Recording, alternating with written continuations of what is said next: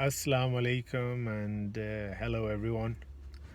I wanted to discuss the recent movement, Black Lives Matter, following on from a very moving piece I saw on TV with the West Indies cricket legend Michael Holding and England cricketer Ebony Rainford Brent. I was born in the UK. I've lived in Yorkshire all my life. I've grown up here. Have a business here, and I've not encountered direct racism throughout my life. But I spoke to my father recently, and he discussed this with me for the first time. My father came to the UK in 1965 as a 16-year-old. Just before that, my grandfather came in 1962, and he came from Kenya. My grandfather, he worked for the Kenyan Railway as a construction worker, very skilled one at that, and then he was invited to come over to the UK to help with the construction industry here. And my grandfather was a very skilled and disciplined man, and he helped build quite prominent buildings around my area, namely the Huddersfield Police Station headquarters, the Royal Infirmary, and many other council buildings in and around the area. Dad, when he first came, he studied. He went to college to study engineering, and so as a 16-year-old, it was all new to him. He was educated back in Kenya. My grandfather was actually born in Jalandhar in India, but my father was born in Nairobi in Kenya. So, it wasn't too alien to him, the language and so forth, because he was very fluent in English. And he tells me one day he was walking from home to college, and this was around about 1965, and he'd just literally arrived in the UK a few months before. And as he was walking to college, he felt thirsty, and he popped into a shop to buy a kind of drink. And as he walked into the shop, the shopkeeper, the man behind the counter, a white man in a white overall, said to me, "Oi, you," these are my father's words, "get out." And my father was a bit shocked as to why he would say that, and he said, "I've only come to buy a drink." He says, "No pakis allowed in my shop. Get out and stay out." And Dad walked out. Dad, obviously very upset and distraught, came back home later on in the evening and discussed this with his father, and my granddad said, "Look, that chap is renowned for racism. Keep away from his shop." So my dad did, but my dad still remembers. He says to me, he still remembers his horrible voice to this day, so many decades later.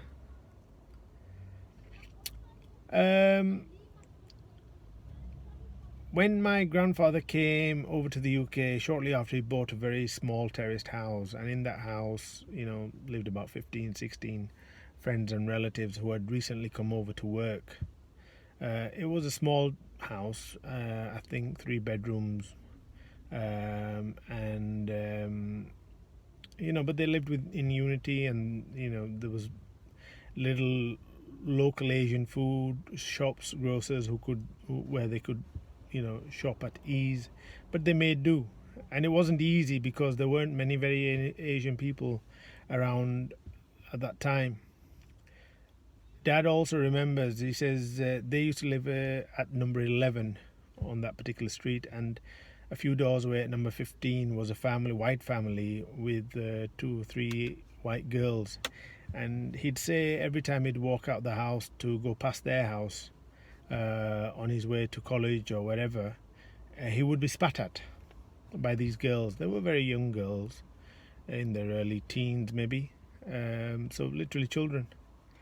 And he never retaliated because, he wasn't the that type where he would be confrontational. So time went on, and this was, and Dad said this was quite normal in the 60s, to be racially abused and bullied in that respect. And until the Race Relations Act came in, it was very, very common and normal. 66, my dad got married. I was born in shortly after the following year. And by default, actually, my dad ended up in catering. How he ended up in catering was, in 1971, an uncle of mine had a sweet shop in Huddersfield in Macaulay Street, and decided he wanted to sell up and go to Manchester and open, in partnership with someone he knew there, a relative again, Sunham Sweets on Wimsell Road. So, and he gave my dad the opportunity to take over this place. It was a small Indian sweets and snacks shop.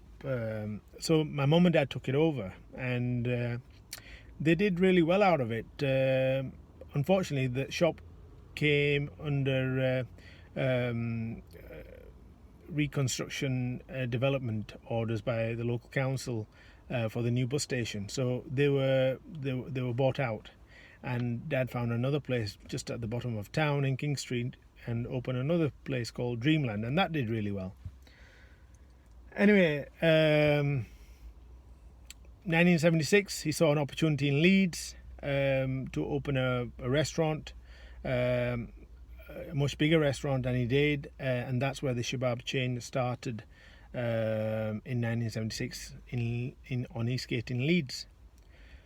And Dad ended up opening a very high-end, high-class Indian restaurant there.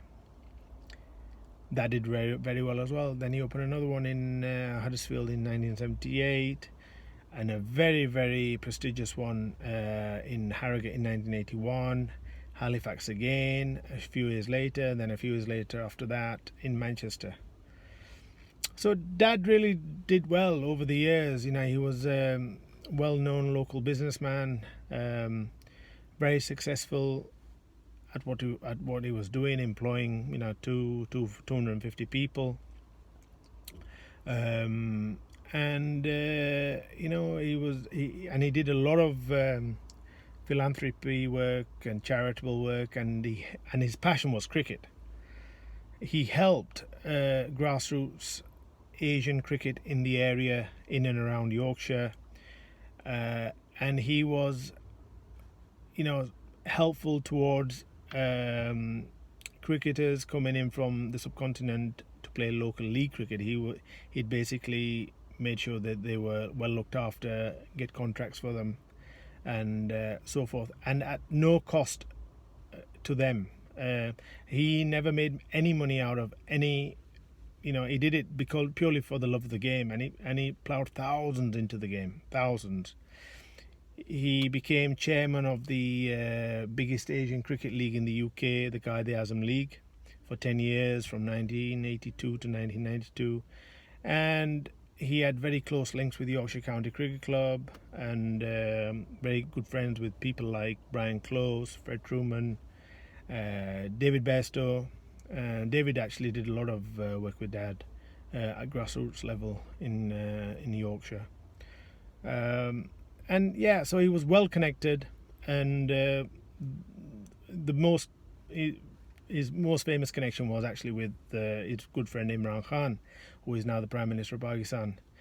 Dad knew Imran from 1971, and in fact, he helped him out a lot in his early days. And then in 1989, 1990, Imran set up a cancer appeal in memory of his mother, and he wanted to launch it in the UK, and he said to my dad, look, I need help launching this. And Dad said, look, I'll sort it out for you, I'll help you. So Dad was the original chairman of the Imran Khan Cancer Appeal in 1990 when it was launched, and officially launched the charity for him, and organised prestigious fundraisers up and down the country to raise funds for the charity. But he was he never actually discussed this with me before, the racial side, because he always wanted to shield us, I guess, and didn't want any negativity onto our lives, me and my brothers, and now I know why, because he was that way inclined as to see the positivity in people rather than negativity in people. He's told me of many incidents that racially happened with him, and another one comes to mind, and this is, I find this, quite pathetic and hurtful as well, because it shouldn't. So later on in his life, it shouldn't have happened. He was driving out of one of his restaurants, the one in Huddersfield, out of the driveway and onto the main road. And as he was driving out,